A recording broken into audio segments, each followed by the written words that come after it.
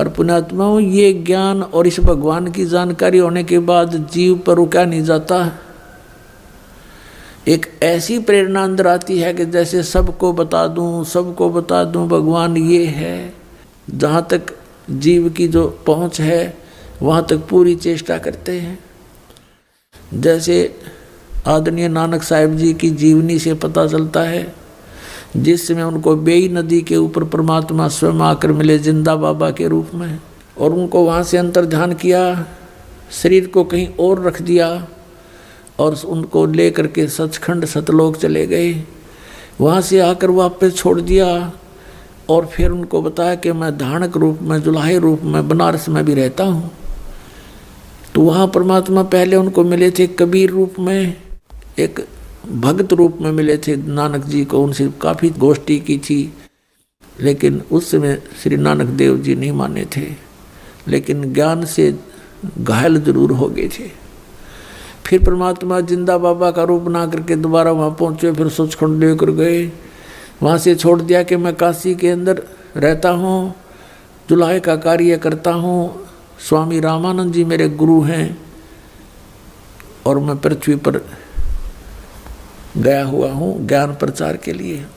तो नानक साहिब जी तीसरे दिन वापस आए, वहीं से चल पड़े। पहली उदासी उन्होंने बनारस साइड की परमात्मा को देखा धानक रूप में, जुलाहे रूप में कार्य करते हुए। तब कहा था, फाई सूरत मुलुकी वेश ए ठगवाड़ा ठगी देश, खरा सियाणा बहुता भारी, धानक रूप रहा करतार। आंखों में आंसू भर गए। तो परमात्मा से उपदेश लिया सतनाम।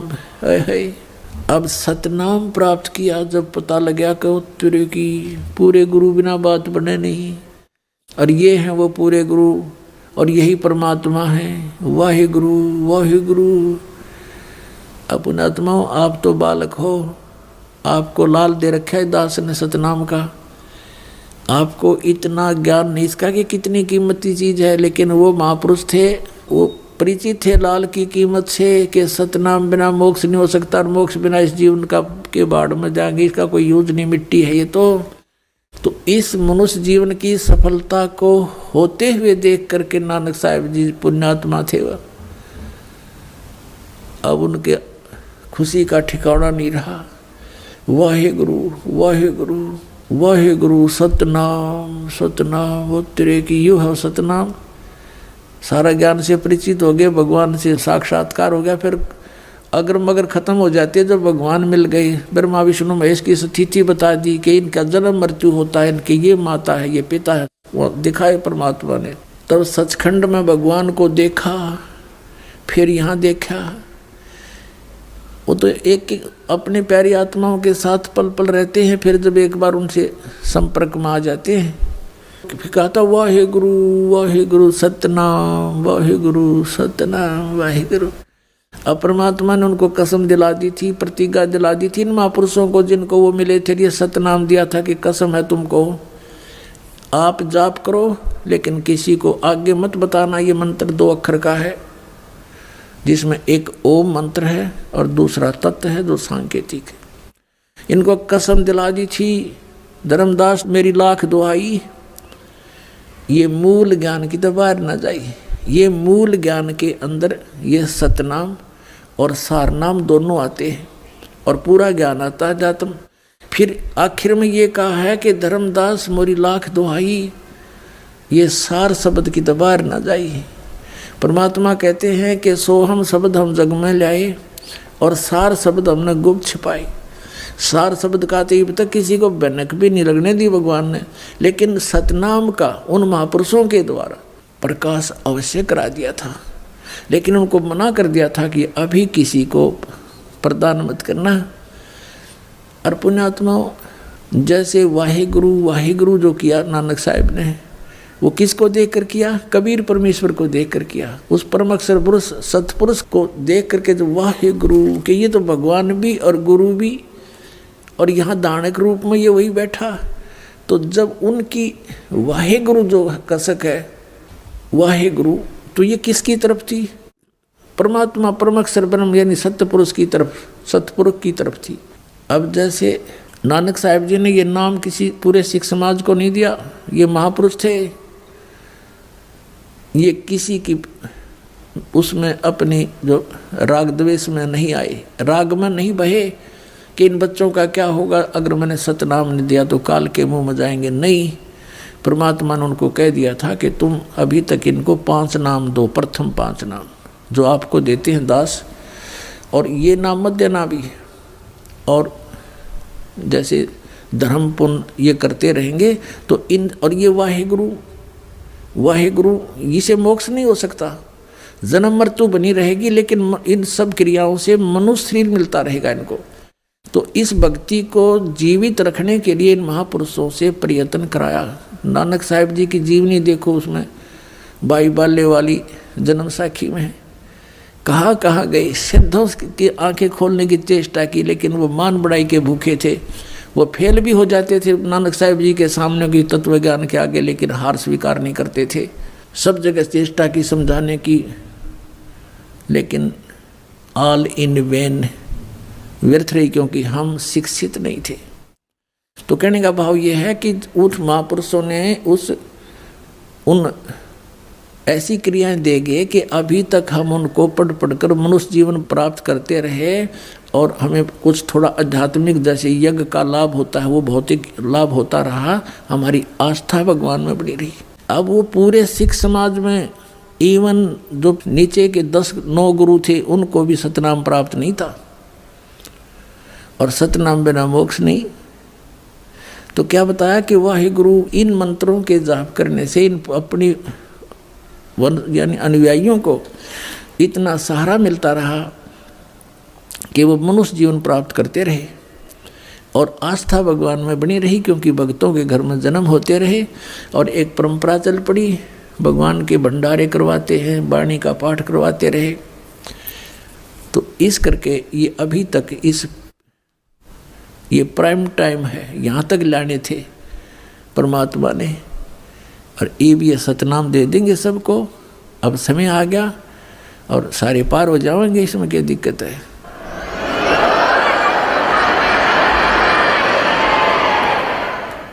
तो क्या बताया था उन्होंने, वाहिगुरु वाहिगुरु। अब एक उदाहरण, क्योंकि संतों के जो कोड वर्ड है पुण्यात्माओं, ये बालकों के समझ में नहीं आ सकते, इसलिए जैसे पवित्र गुरु ग्रंथ साहिब है, पवित्र गीता जी, पवित्र वेद, श्रीमद् भगवत गीता जी, इनमें पवित्र पुराण, पवित्र कुरान, बाइबल, इनको समझने के लिए सतगुरु की आवश्यकता पड़ेगी।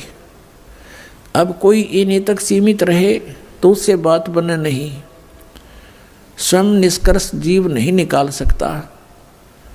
अपने सतर पर जीव की सोच, जैसे अध्यापक की आवश्यकता होती है सिलेबस को समझाने के लिए, तो स्टूडेंट नहीं समझ सकते उसको, वो तरीके समझाने के उस टीचर को ही पता होता है। सिलेबस वही होता है, बच्चे भी पढ़ते रहते हैं, लेकिन वो नहीं समझ सकते। ऐसे ही स्वयं किसी भी सदग्रंथ का अध्ययन करते रहने से और बिना गुरु के जीवन व्यर्थ हो जाता है। अब जैसे वाहे गुरु का नाम दे गए वह, लेकिन सतनाम मना कर दिया, खबरदार।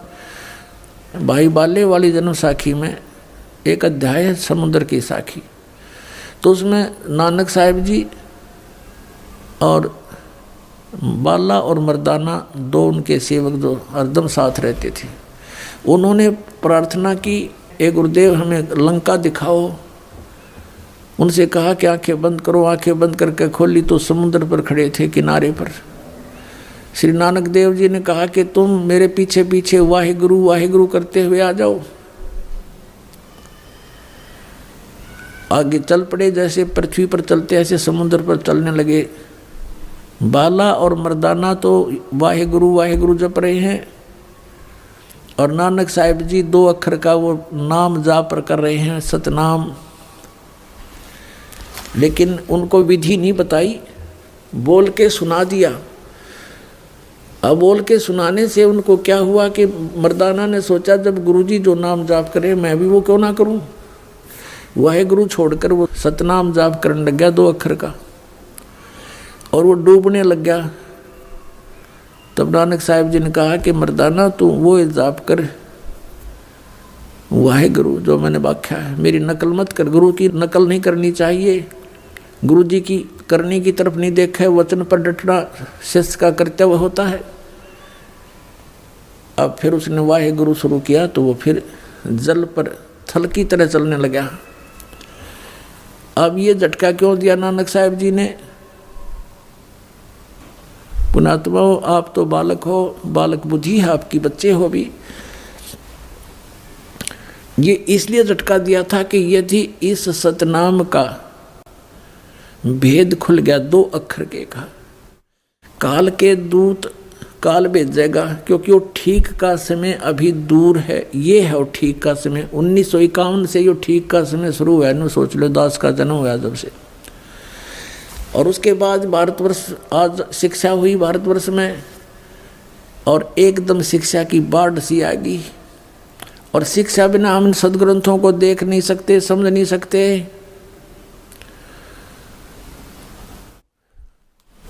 तो इसलिए उन्होंने मना किया था कि काल अपने पंथ बनावेगा, और उन पंथों के संतों के हाथ यदि ये सतनाम 2 अक्षर का लग गया तो ये भी वही नाम देंगे, और वो अधिकारी है नहीं इस नाम के देने के।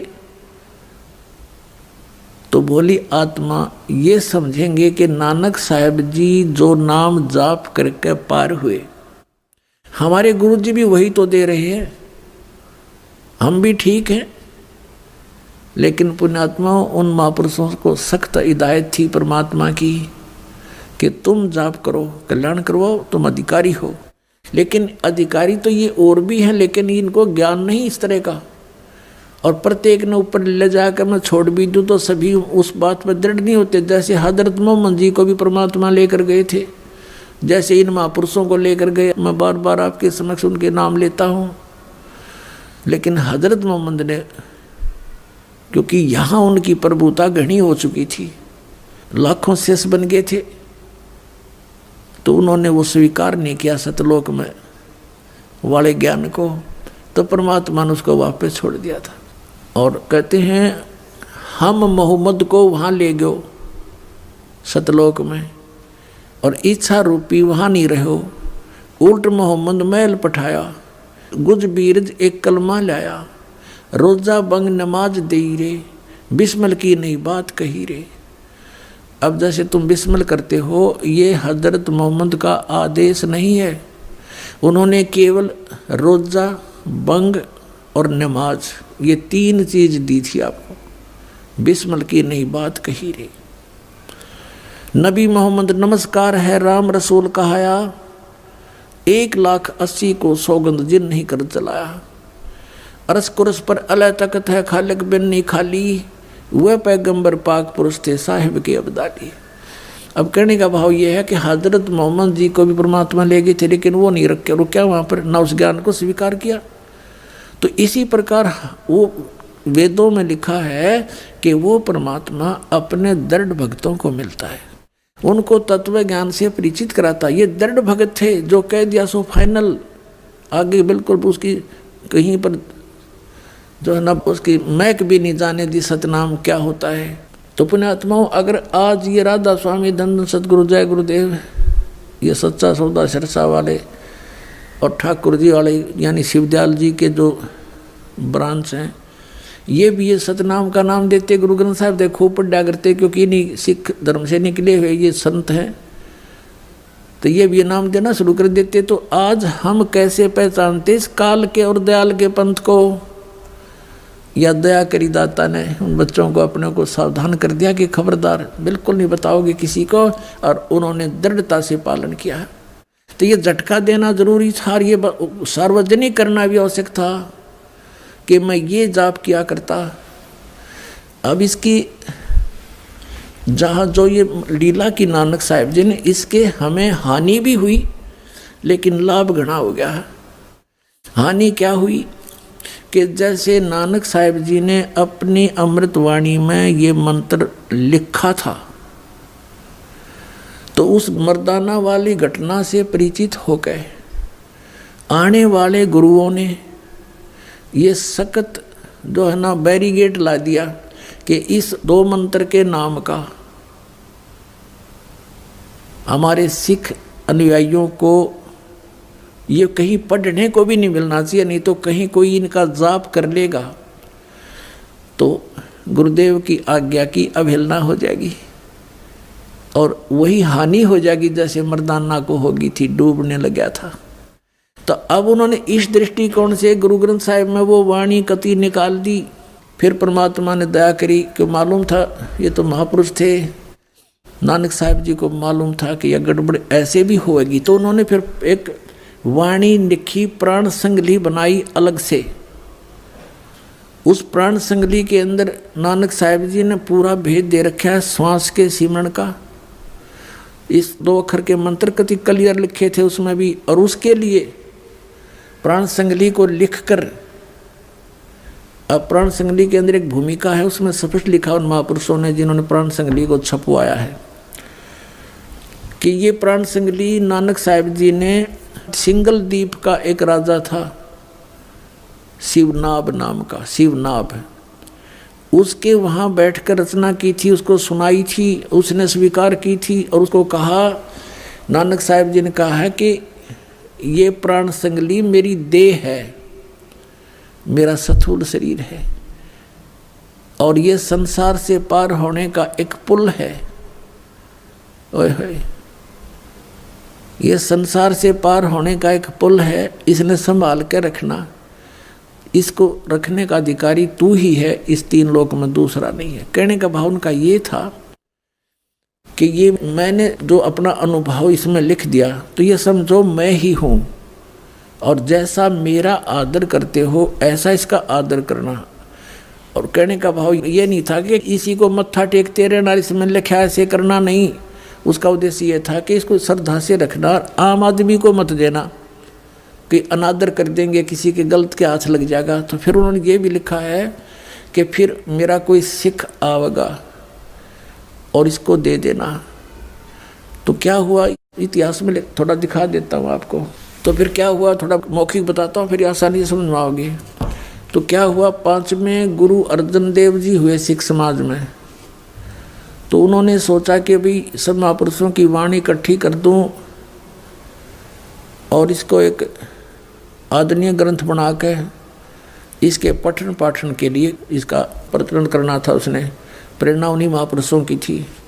तो उन्होंने सब वाणी इकट्ठी की, जिस जिसके पास भी नानक साहिब जी की वाणी थी। तो उनको पता चला कि ऐसे ऐसे एक शिवनाभ राजा के पास नानक साहिब जी की बहुत अनमोल ग्रंथ रखा है। तो उसके पास भेजा, उसका पोता था उस समय, पौत्र। पहले उसने मना कर दिया कि मेरे पिताजी को गुरुजी ने मना कर रखा, किसी को देनी नहीं है। बड़ा संघर्ष किया कि नहीं देना पड़ेगा, हमारा ग्रंथ है, हमारे गुरुजी का ग्रंथ है, तुम क्यों नहीं दोगे। यानी आखिर में उसने देना पड़ा, उसने दे दिया वो ग्रंथ। गुरु अर्जन देव जी ने उसको पढ़ा, उसमें देखा कि इसमें तो बहुत कुछ लिखा है। उसमें कहाँ तक लिखा था, दोनों महापुरुषों की गोष्ठी हुई थी, परमेश्वर कबीर जी की और नानक जी की। उसमें स्पष्ट लिखा है, पहले तो प्रथम गोष्ठी में तो नानक साहिब जी समझ नहीं पाए कि ये कबीर धानक ये परमात्मा होगा। तो परमेश्वर जिस भी महापुरुष से मिले हैं, जैसे धर्मदास जी से मिले थे, उसको कहा था, हे महात्मा जी, मैं तो ज्ञान का भूखा हूँ, मुझे कहीं ज्ञान मिला नहीं, आप मुझे ज्ञान दो। तो धर्मदास ने कहा था कि ज्ञान का लाभ जब होता गुरु बनाओ। तो धर्मदास जी से कहा परमात्मा ने कि मैं गुरु बनाऊंगा, लेकिन मेरे शंका का समाधान तो कर दो, और आप मुझे चलो शिष्य बना लो, ऐसे ही सुना दो। तो धर्मदास जी ने कहा था कि मैं शिष्य नहीं बनाता, हमारे गुरु जी हैं, उनसे नाम दिलाऊंगा मैं। तो ऐसे ही नानक जी को मिले थे बेई नदी पर, उनसे प्रश्नोत्तरी की थी। नानक साहिब जी ने भी यही कहा था कि गुरु बिन मोक्ष नहीं होता, आप गुरु बनाओ। परमात्मा ने कहा ठीक है, आपसे बड़ा कौन गुरु हो सकता है मेरा, मैं आपको गुरु बनाता हूँ, मुझे ज्ञान बताओ, मेरे प्रश्नों का उत्तर दो, समाधान करो। तो ये प्रश्नोत्तरी हुई थी। तो परमात्मा ने उनसे प्रश्न किया था, क्योंकि नानक साहिब जी का जन्म पवित्र हिंदू धर्म में हुआ था। कालूराम मेहता खत्री ये इनके पूज्य पिताजी थे। और नानक साहिब जी को एक ब्रजलाल नाम के पांडा पढ़ाने आया करता था, गीता पढ़ाता था ब्राह्मण। और श्री कृष्ण जी और विष्णु जी को, शंकर भगवान को ये अपना प्रिय इष्ट मानते थे। गीता जी को सही मानते थे। तो गीता जी के अंदर प्रमाण बताए गुरु नानक साहिब जी को कबीर साहब ने कि ऐसे ऐसे लिखा है। वो तो कहता मेरा जन्म मृत्यु होती है, वो सारी रेफरेंस दिए उसको। तो नानक साहिब जी उस समय नहीं माने थे, लेकिन घायल हो गए थे, जख्मी हो गए थे कि ज्ञान सच्चा है। और अब के जब वो संत आ जावे तो मैं बात करूं उनसे, दूसरी रूप में परमात्मा फिर जिंदा बाबा के रूप में गए थे और फिर उनको सचखंड लेकर आए थे, सचखंड वापस छोड़ा था। अब कहने का भाव ये है कि इस प्राण संगली के अंदर पूरा विवरण था कि नानक साहिब जी ने कबीर परमेश्वर जी को अपना गुरु स्वीकार किया हुआ था। पहले तो क्या देखा अर्जुन देव जी ने कि इसमें तो सारा वो क्लियर लिख रखा है कि कबीर जी इनके गुरु थे। फिर क्लियर लिख रखा है ये मंत्र 2 अक्षर का मंत्र जो बिल्कुल नानक साहब ने मना कर रखा है। तो उसको उन्होंने उस प्राण संगली को, जिसको नानक साहब जी कह रहे थे मेरा शरीर है, मुझे समझ लो, अगर किसी को नष्ट कर दिया तो मुझे नष्ट कर दिया तुमने। लेकिन उस आज्ञा को देखते हुए कि जो इंसिडेंट मर्दाना के साथ हुआ था कि उसने सतनाम के 2 अक्षर का नाम जाप कर दिया था, शुरू कर दिया था और वो डूब गया था। गुरुदेव ने मना कर दिया था कि तूने ये जाप नहीं करना। तो कहीं ये आज्ञा केवल ना हो जाए, इसमें तो सब कुछ लिखा, इसलिए उस ग्रंथ को प्राण संगली को जल प्रवाह कर दिया एज इट इज। एक साधु था, एक भगत था, उसने प्रार्थना की महाराज इतना अनमोल ग्रंथ है, मुझे दे दो, मैं अलग रख लूँगा, किसी को नहीं बताऊँगा। तब उस प्रार्थना को स्वीकार करके कह दिया ले जा, निकाल ले जा इसको तू। वो निकाल लिया। देख दया दाता की काल ने कहाँ तक आड़ कर दी थी, कहाँ तक बात बिगाड़ दी थी। तो फिर भी अगर प्राण संगली में ना भी मिलता तो परमात्मा कहते हैं ना, काल के कहीं ना कहीं से वो रास्ता निकाल लाते परमात्मा, काल से बचा कर सत्ज्ञान को। क्योंकि जन्म साखी, भाई बाले वाली जन्म साखी, समुद्र की साखी में क्लियर लिख दिया कि नानक साहब जी ये जाप करा करते थे, इसने ये मिटा नहीं पाए, कहीं छुपा नहीं सके। तो आज आपको समझने के लिए सफिशिएंट है कि कौन है वो 2 अक्षर का मंत्र और किस उद्देश्य से मना किया था नानक साहब जी ने। और फिर साथ में ये भी कहा कि ये मंत्र हैं जाप करने के और कोई मंत्र नहीं है, और ये पूरे गुरु से लेकर जाप करना। यानी उस समय इनको छुपाना जरूरी था। अब वर्तमान में ये दास भेज दिया उन महापुरुषों ने, परमात्मा ने भेज दिया कि अब इस नाम को दो और सबका कल्याण हो जाएगा। सभी यहाँ आ रहे हैं बार बार जन्म लेकर के।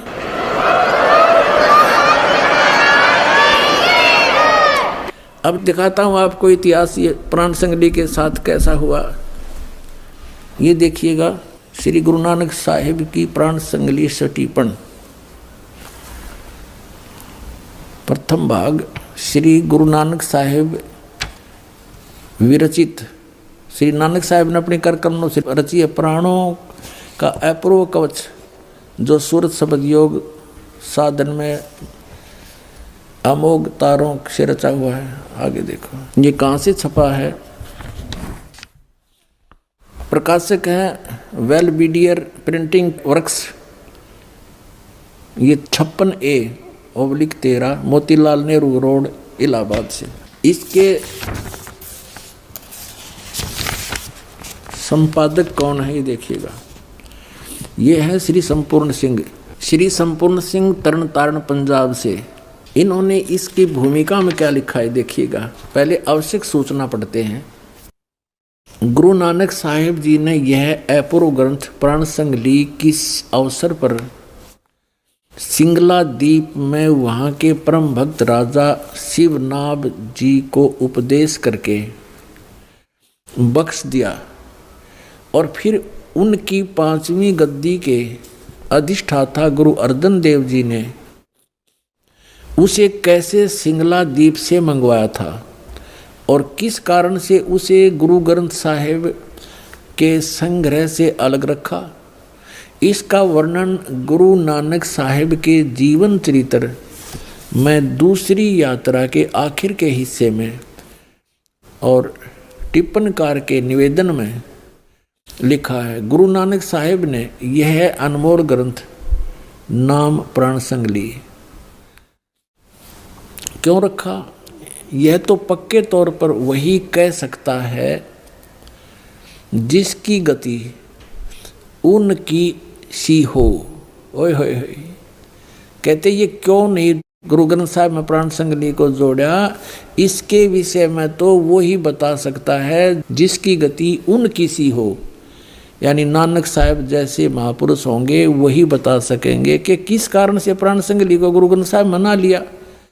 तो भी कुछ लखावा उसका उनके उस वचन से होता है जो कि निज मुख से उन्होंने राजा शिवनाभ से कहा, ई ग्रंथ मेरी देह है, मेरा स्थूल रूप है, प्राणों मेरियां का संग्रह कहे कवच है,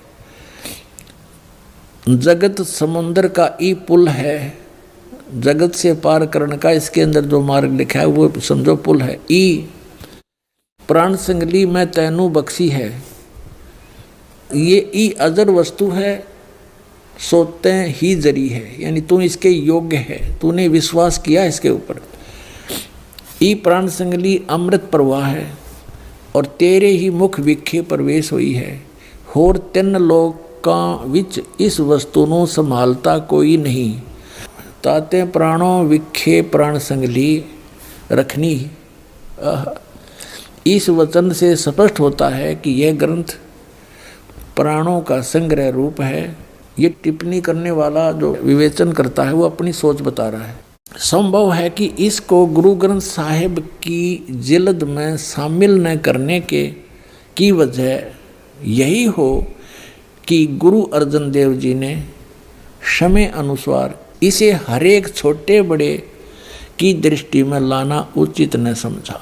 अब बहुत कुछ तो यह क्लियर इसने कर दिया इस टिप्पणी करने वाले ने कि हो सकता है इस प्राण संगली को गुरु ग्रंथ साहिब में श्री अर्जुन देव जी ने इसलिए नहीं रखा होगा कि ये नहीं चाहते होंगे कि ये किसी छोटे बड़े की नज़र में आवें इसमें लिखा हुआ वर्णन है।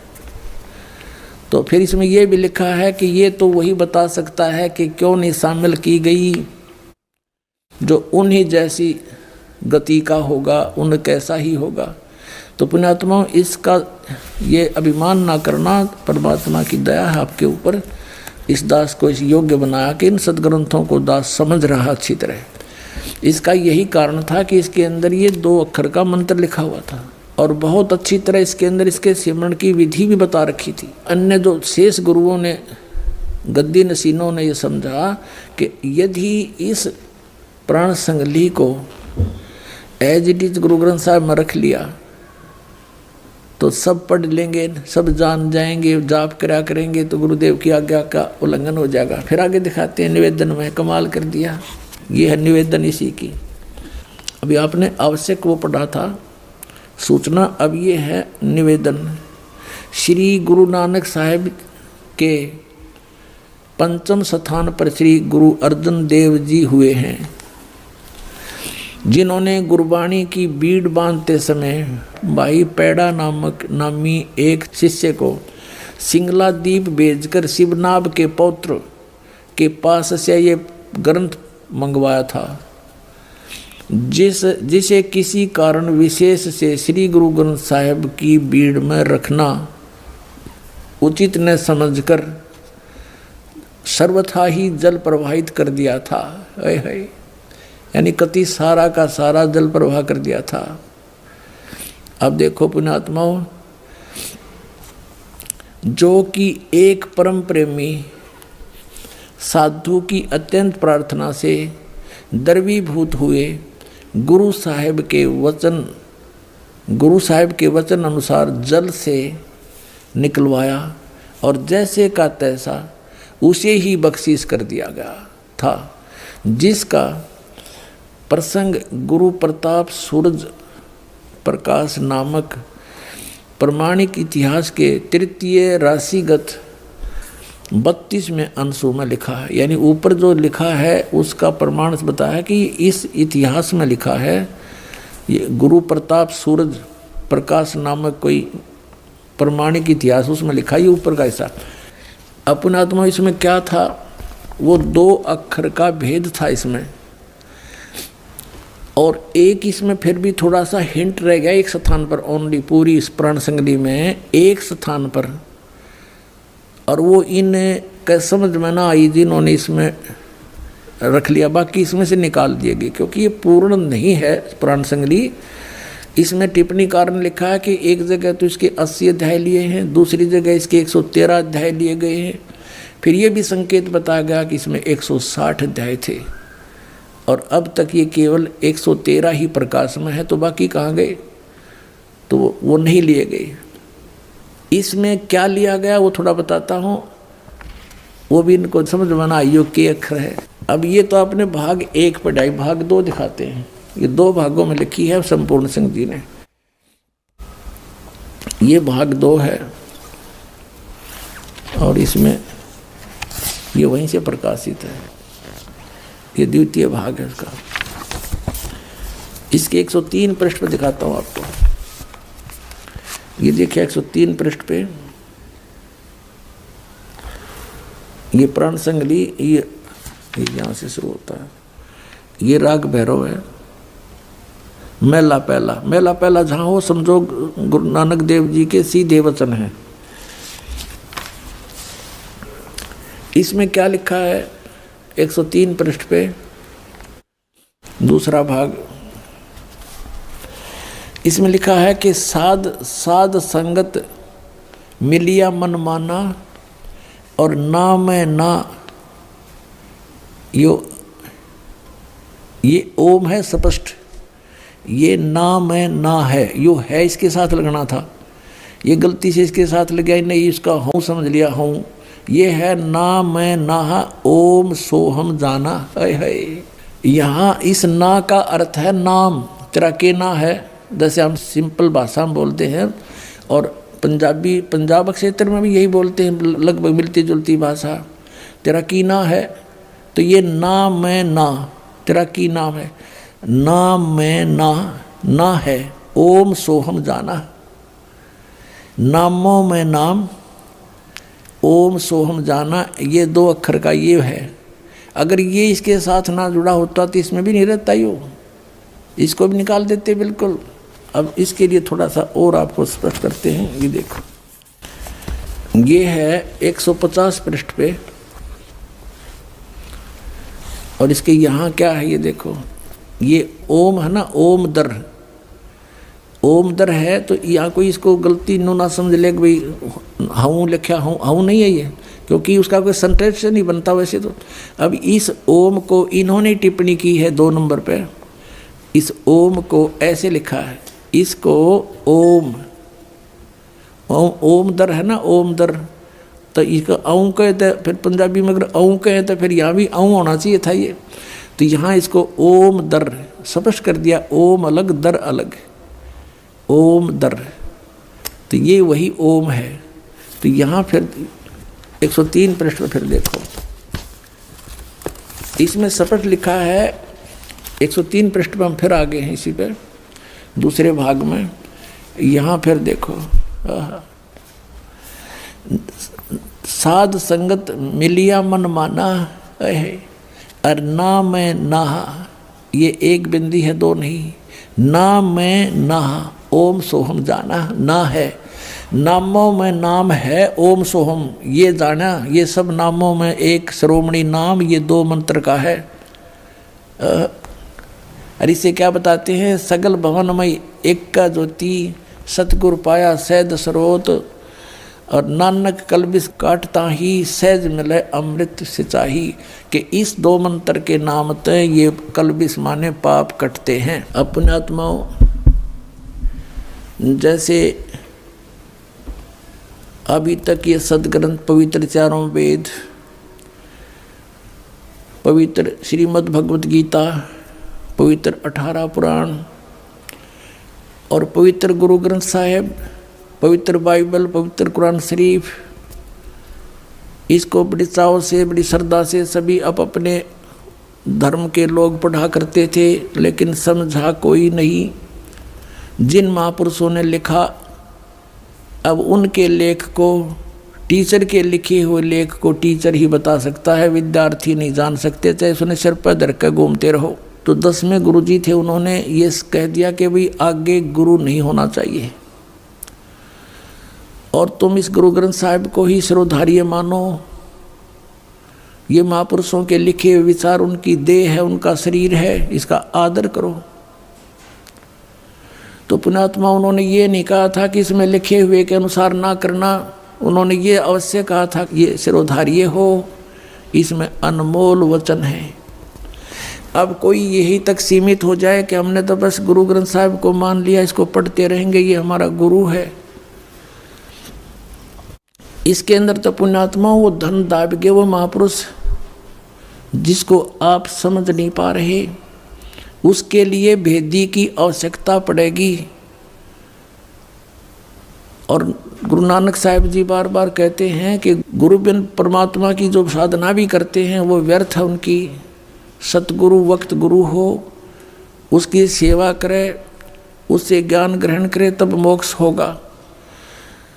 ऐसे ही पवित्र गीता, पवित्र पुराण, पवित्र चारों वेद, ये 5500 वर्ष हो गए लगभग लिखे हुए, और आज तक इनको कोई समझ नहीं सका इस दास के अतिरिक्त। ये खजाना दबा था, इसके अंदर लिखा कुछ, कर कुछ रहे थे। तो इस दास के ऊपर कृपा की परमात्मा ने, जो आपके समक्ष उस गूढ़ रहस्य को रूबरू करा। अब ये जो सदग्रंथ हैं, अगर इनमें गुरु भेदी नहीं ढूंढा तो ये धन दबा दबा रह जाएगा, यूजलेस आपके लिए। एक समय एक सेठ था, उसने अपना सारा धन अपनी बही में पैड पे लिख दिया, डायरी में, कोड वर्डों में। और बच्चों को पता था कि हमारे पूर्वज ऐसे ही करते आते हैं। उस सेठ की अचानक मृत्यु होगी। अब उस लाला जी ने, उस धनी ने अपने आंगन में एक बेड़े में वो बना रखा था मंदिर, मकान के साथ ही। तो उसने बही में लिख रखा था कि चांदनी 14, यानी चांदनी 14 शुक्ल पक्ष की 14 को रात्रि के 12 बजे मंदिर के गुंबद में इतना इतना इतना इतना धन, इतना सोना, इतनी चांदी, इतने रुपये चांदी के रखे हैं। और पिताजी की अंतोष्टि करने के उपरांत उन्होंने अपने वो संभाली डायरी, पिताजी के लिखे हुए लेख, उसमें पढ़ा के मंदिर के गुंबद में बहुत सारा धन दाब रखा है। उन्होंने रात्रि में मंदिर फोड़ दिया, गुंबद ढा दिया, उसमें कुछ नहीं पाया। बड़े दुखी हुए कि पिताजी ने तो बहुत हमें भ्रमित कर दिया, दाबा कहीं और है, लिख दिया मंदिर में, गुंबद में तो पाया नहीं। बड़े चिंतित हुए। एक दूसरा सेठ उनका शोक व्यक्त करने आया वहाँ पर, वो जानकार था इन कोड वर्डों का। उन्होंने कहा कि अंकल, हमारे पिताजी ने तो हमारे साथ धोखा कर दिया, जहाँ धन दबा रखा था वो धन हमें वहाँ पर मिला नहीं, हम तो लुट गए, पिट गए, धन बहुत घना था। तब उस सेठ ने कहा, जो जानकार था, कि दिखाओ बेटा, मुझे दिखाओ, वो डायरी दिखाओ तुम्हारे पिता की लिखी हुई। उन्होंने वो पैड, वो डायरी उनको दे दी। उसने देखा कि रात्रि के 12 बजे और चांदनी 14 और गुम्बज में धन, वो समझ गया। कहा बेटा इस गुम्बज को फिर बनवाओ। मंदिर का गुम्बज एचडी तैयार करवाया, चांदनी 14 आई। और उस दिन आकर के उसने उस स्थान पर निशान लगाया जहाँ चंद्रमा की रोशनी में गुम्बज की छाया थी। आंगन के अंदर वो स्थान था जहाँ पर धन दबा हुआ था। रात्रि में छाया जहाँ गुम्बज की जाती थी, वहाँ निशान लगा दिया कि यहाँ से खोदो। वो सारा धन पा गया। तो पुण्यात्माओं, ये सदग्रंथ है, ये कोड वर्डों में लिखे हुए हैं। और जब तक इस दास की सहयोग नहीं लोगे, आपका धन दबा दबा रह जाएगा। बोलो सतगुरुदेव।